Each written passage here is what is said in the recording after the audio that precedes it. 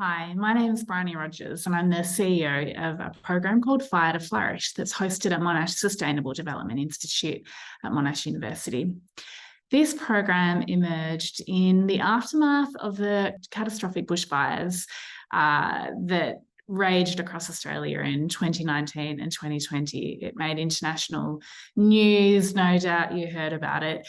The scale and devastation of those bushfires was unprecedented. And it's been a real wake-up call for the Australian community and for the disaster resilience and emergency management sector, recognising that business as usual is not going to cut it when it comes to supporting communities through such major catastrophic disaster events. In particular, those bushfires revealed a whole lot of challenge and gaps in the ways communities were supported. Communities experiencing long-term entrenched disadvantage were disproportionately affected by the bushfires. It was revealed that the funding models we have in place to provide financial support to communities to recover over the long term from the bushfires, as well as build their resilience for future disasters, were not adequate. They either had timeframes that didn't suit what community needed. They were too full of bureaucracy and administrative burden to make it possible for communities to navigate it in ways that worked for them. It pitted community members and community groups against each other so that they were competing for really much needed recovery funding. All of this has revealed that system change is needed. We need to move beyond top-down models of support to really embrace and enable and empower community leadership and action, community-led recovery and community-led resilience building. Innovation is needed. We need to be developing new models of community-led resilience building and then be able to scale them so that Australian communities and communities across the world have the capacity and the conditions for thriving in the face of climate change impacts. Fire to Flourish is doing exactly that. We're philanthropically funded by the Paul Ramsay Foundation and another corporate philanthropic partner. And together with Monash University, we are investing in a sandbox opportunity, an experimental space where we can try new ways of supporting that community-led action on the ground. We're working with 4 partner communities that were affected by the bushfires in 2019, 2020, and walking with them alongside their recovery journey, supporting the communities with processes that bring people together from across the community, particularly people that may be marginalised or not had the opportunity to participate in some of the mainstream recovery efforts, bringing people together to have a look at what are the strengths we have in our community, what's our shared vision of the future, where are our priorities, what pathways of change do we want to create in our community? And how do we want to start taking action to make those change pathways a reality? By that, I mean recognising that community needs the capacity to cope when a disaster hits. They need the capacity to adapt, to drive those changes so they're ready for the next disaster and future climate change impacts, and the capacity to transform, to get deep down into the systemic issues, the root causes of the challenges that are holding communities back from the visions and the lives that they want to lead. There are some really important principles guiding Fire to Flourish and the work that we're doing, being community-led, foregrounding First Nations wisdom and recognising the important, deep understanding that First Nations communities have about systems and place and culture and connection. Being strengths-based and trauma-informed, recognising that while communities have been affected by disaster, deficit framing that paints community as vulnerable actually masks all the capacity and strength that does exist within communities and is there ready to be unlocked to support resilience building and collective work. Being holistic, recognising that for a community, the social, the economic, the environmental, the infrastructural, the health and wellbeing elements, all of these domains come together to make a community strong and resilient. And learning, adapting and evolving. This is innovative work that needs a lot of fresh thinking, some things to be tried. Not everything goes well, not everything goes right, but we have to start finding new ways of working. Fire to Flourish has grant funding available, and we're experimenting with processes of participatory granting. This means putting the decision-making power about grant investments into the hands of community and exploring and experimenting what does it look like for community to be supported, to come together and make decisions for their well-being and the benefit of the whole community. All the evidence shows that social capital is the most important core resilience factor for community.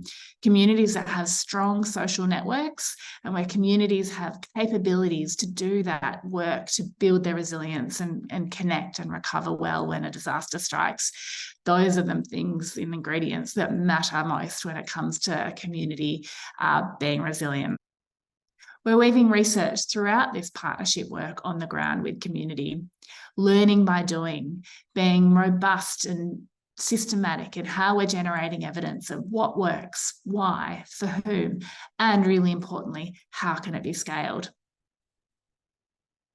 We're catalysing a network of communities across Australia at the national scale. This network, the Disaster-Wise Communities Network, fills a really important infrastructural gap, a social infrastructure gap across Australia. There's all kinds of networks to support policymakers and practitioners in the context of disaster.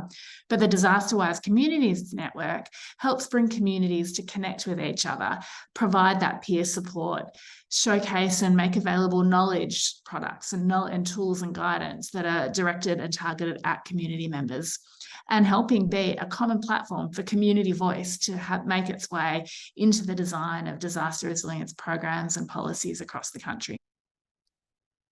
We're 1 year into our 3 years of experimental and partnership work with our community members, and already we're seeing fantastic results. Community members are feeling hopeful and optimistic about their future. They're feeling better connected and better aware of all the things that are important when thinking about disaster resilience and recovery from bushfire. They're coming up with all kinds of ideas to drive really transformative change for their local community. Sadly, a couple of our communities have yet again been hit by bushfire just in the last month. And what they've observed is they're coming together in stronger ways than they did previously because of all the relationship work and capability building work that had happened previously. This points to some pretty promising findings, and we're really excited to continue to learn alongside our partner communities, to continue to push boundaries and try new things, and to then think about how we start to drive those systemic shifts and scale these innovative practices across Australia and internationally. What you see next is some videos from our partner community members talking about what they've been doing, what they've achieved, the benefits they're seeing, and what they're proud of. I hope you enjoy.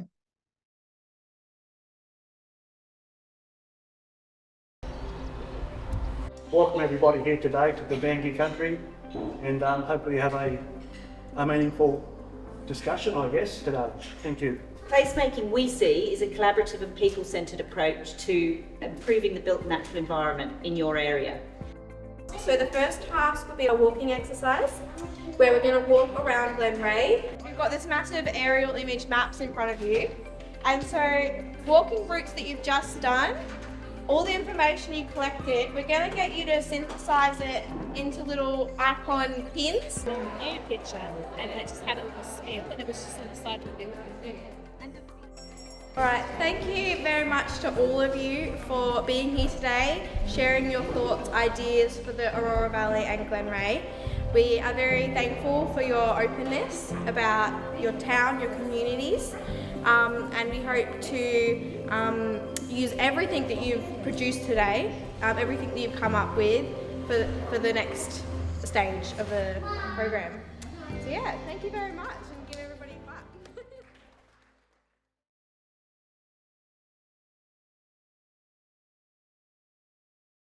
More and more community people are connecting up with us and actually seeking us out now because they've heard of this Fire to Flourish and they've heard that we're doing it, and they're obviously hearing good things because they're wanting to have conversations about what can happen in their patch. The trust and the acceptance has really come strong in the last 6 months that people have for us, which is really good to see. I think I'm most proud of the way our co-design team has stepped up to the plate. I'm constantly amazed by the common sense and the cooperation and the ideas that are coming from them. We've developed a really good collegial approach to working in such a diverse and geographically spread community. And I think that's been probably the thing that's allowed us to be able to achieve what we've achieved. Like that wonderful saying, we keep reusing, traveling at the speed of trust. We're now traveling faster because the trust has been developed and people are just wanting us to be involved and wanting us to facilitate things within their communities.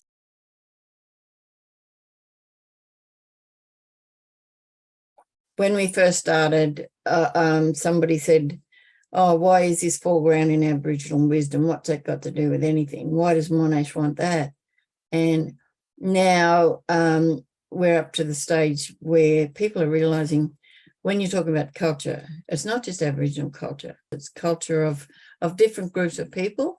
But yeah, I think the appreciation of Aboriginal culture in amongst all that is, I see a difference in the way people are treating me.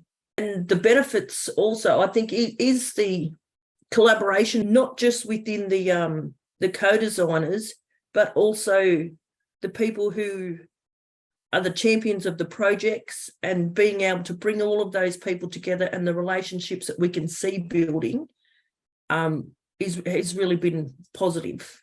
Here in Nimboida, we're doing lots of workshops on bushfire awareness and cultural burning practices and things like that, and having the quality of the conversations that we're having about what to do about the fire risk are so much more improved. I see people reaching for more, thinking about the future, dreaming about what could be, and I think that is amazing to see, because when we lose that, it's like we lose the joy in our world, in our future, in our kids' future. So watching people reach for more is really beautiful, and it also shows that people are healing. We've had representatives come to the table from Clarence Valley Council, sitting at the table in our local meetings, which we've never had before. It's a really valuable process